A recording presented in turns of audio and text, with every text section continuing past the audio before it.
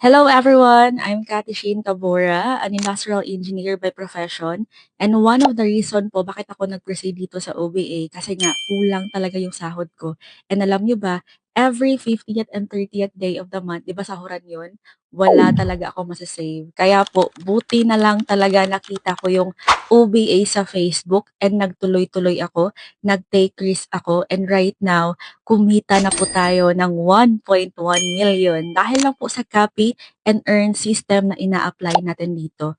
And I'm so grateful talaga sa OBA kasi po kahit hindi ako mateki sa social media, wala akong gaanong alam sa online, dahil po sa proven and tested system, mas napabilis po yung resulta ko dito, mas natulungan po ako dito.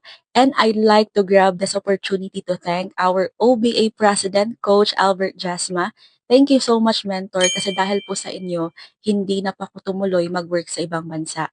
Thank you so much, Online Business Academy. Thank you so much, Coach Albert. God bless everyone.